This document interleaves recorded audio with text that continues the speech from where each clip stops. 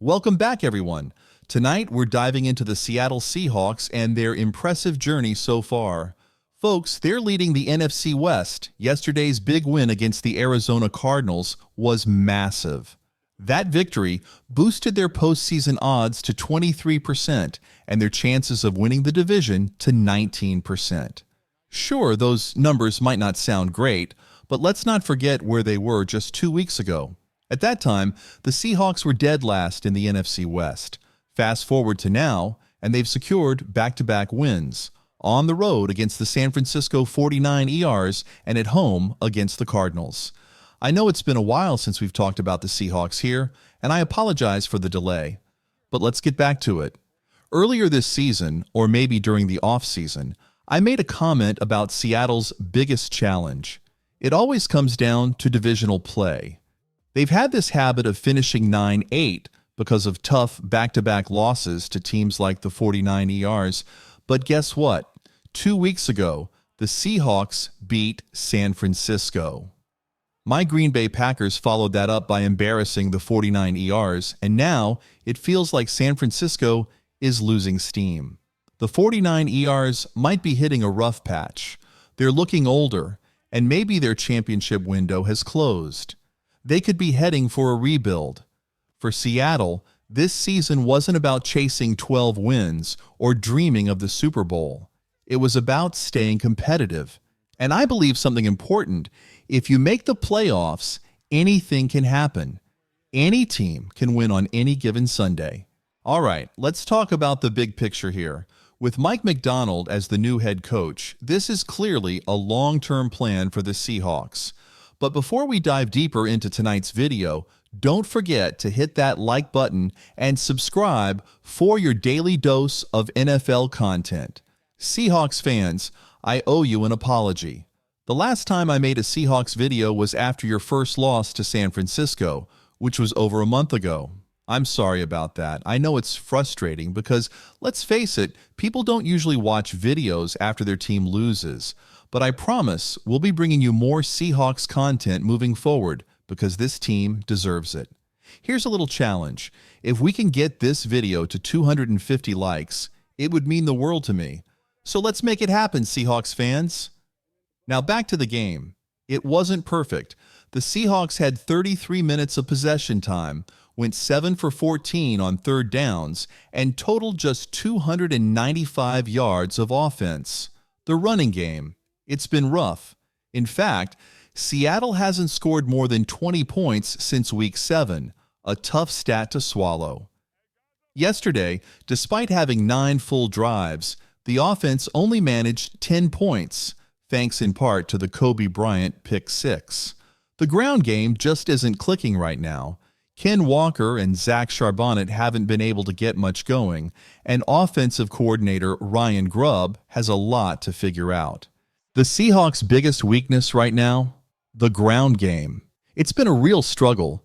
Yesterday, they managed just 65 rushing yards on 25 carries. Geno Smith chipped in with 3 runs, but the spotlight was on Ken Walker and Zach Charbonnet. Walker had 16 carries for only 41 yards, averaging just 2.6 yards per carry, while Charbonnet added 6 carries for 22 yards. Here's the tough truth. Seattle's running backs haven't combined for 100 rushing yards in a game since Week 3. That's a problem. When you step back and look at the bigger picture, though, the goal is clear. Make the playoffs. When you bring in a new head coach, fire coordinators, and overhaul the staff, the mission is to reset the franchise and get back on track. But for that to happen, the run game has to improve. Right now, the Seahawks rank 28th in rushing offense across the league. It's surprising because, on paper, they shouldn't be struggling like this. With talents like Ken Walker and Zach Charbonnet, you'd expect better results. But here's the reality. Seattle ranks 31st in rushing yards on designed runs. They're 28th in EPA, expected points added per play, and 27th in rushing success rate. And let's talk about Geno Smith for a moment. While he's an incredibly talented quarterback, there are some glaring stats to address. He leads the league with 12 interceptions, 5 of which came in the last 3 games. Sure, some of that can be chalked up to bad luck, but there's always that one moment in each game where you're left asking, why, Geno? Yesterday, that moment came in the red zone with yet another interception. Still, let's give credit where it's due. The Seahawks just defeated one of the hottest teams in the league, the Arizona Cardinals, at home. Now here's the path forward. Seattle has 2 key divisional games left, against the Rams and the Cardinals again in a few weeks. Win both, and their playoff chances skyrocket. One big advantage for the Seahawks is their defense, which has been outstanding. That's exactly why Mike Macdonald was hired as head coach in the offseason. So far, he's doing a great job, proving his impact on the team. While people might bring up past losing streaks, the defense gives Seattle a real shot at making noise this season. Seattle's struggles earlier in the season, they weren't just about tough opponents like the 49 ERs, Bills, Rams, or even the Giants. A lot of it came down to injuries. I remember one of those games, I think it was against the Giants, though it might have been the Rams, where Seattle's defensive line was absolutely decimated. They were missing 7 starters. The injury bug hit hard and lingered for a while, making it tough for the team to find their rhythm. But now, things are turning around. The Seahawks are getting healthy, and it's showing on the field. Before their bye week, Seattle's defense was giving up an average of 24.6 points per game. Fast forward to now, and in their last 2 games, they've allowed just 23 total points, a huge improvement.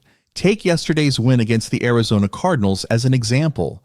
The defense put pressure on Kyler Murray and made life tough for him all game. Paired with their recent win against the 49 ERs, it's clear that this unit is stepping up when it matters most. Let's take a moment to talk about how dominant the Seahawks defense was yesterday. Kyler Murray, one of the toughest quarterbacks to sack in the NFL, Seattle brought him down 5 times. 5! And James Conner, one of the most consistent running backs this season, was held to just 8 yards on 7 carries. That's incredible. Here's another wild stat.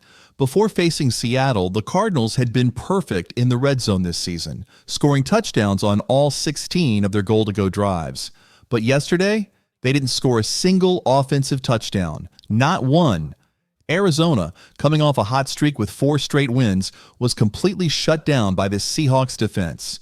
And let's give credit where it's due. Leonard Williams was a game changer. People questioned the trade for him, and then they criticized Seattle for paying him. But yesterday, he showed exactly why he's here. Williams recorded 4 quarterback hits, 2.5 sacks, 1 tackle for loss on a key run play. Then there's Kobe Bryant, who had that huge pick 6. And don't forget Devin Witherspoon, who's already emerging as one of the best cornerbacks in the league.